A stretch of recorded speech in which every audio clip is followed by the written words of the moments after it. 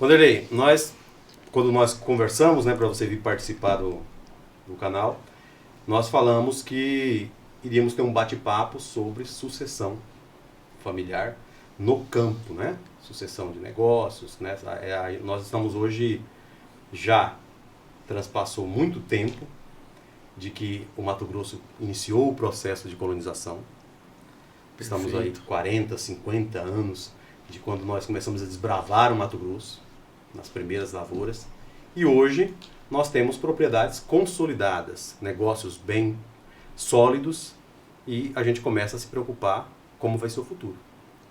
Perfeito, Clodoaldo. É interessante a gente ver o quanto o Mato Grosso nesses últimos 40 anos evoluiu, né? Cresceu muito do homem que foi encorajado de vir do sul, do sudeste, do nordeste para estar no Mato Grosso, constituir família muitas das vezes até aqui, né? E hoje, já com o passar de tantos anos, a gente vê que começa a acontecer já em alguns casos o momento de sucessão. E aí, quando começa a se falar em sucessão, a gente já sabe que entra o conflito, né? Pode entrar bastante conflito, né? Exatamente. São gerações diferentes, pensamentos diferentes, e depende de como se deseja fazer isso, de como se planejou para fazer isso. O que você tem visto?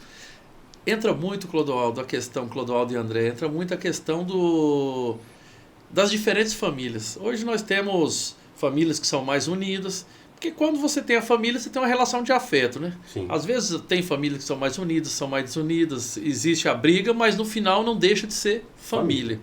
Mas quando o assunto é negócio, envolve dinheiro. E aí você tem o sentimento pelo lado familiar e muitas das vezes você tem o sentimento pelo lado do negócio. Certo. E acaba gerando os conflitos aí, entra conflitos de geração, entra conflitos dentro do entendimento ali do que é a sucessão familiar, e eu acredito que é bacana a gente estar falando um pouco hoje sobre cada um desses pontos aí, que vai ser interessante. Sem dúvida. E a sucessão familiar, ela é não um problema, mas é uma questão muito que o agro ele tem muita preocupação, né? Porque você tem várias empresas que às vezes estão ali no mercado e às vezes não tem uma sucessão, né, bem feita, ou então mesmo uma fazenda, né? O produtor, né, não tem aquela sucessão planejada, né? Perfeito, perfeito. Isso acontece muito, né? Nas empresas, de modo geral, você tem as atividades muito bem distribuídas, né? Então, nas empresas, muitas das vezes, você tem um gerente, um diretor, você tem um conselho, dependendo das estruturas das empresas. Então, eles existem, tem, é claro, uma família por trás ali, quando não é uma empresa de capital aberto. Porém, você tem uma estrutura muito mais definida e já são feitas algumas ações anteriores ao processo de sucessão que ajudam a prevenir, digamos assim, a ter uma transição mais tranquila.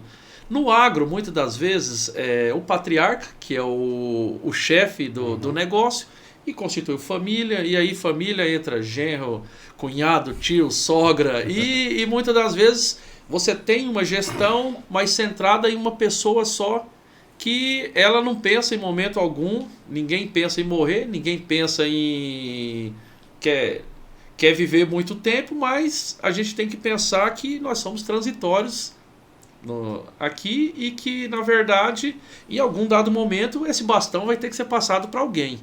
E aí que entra a questão, para quem?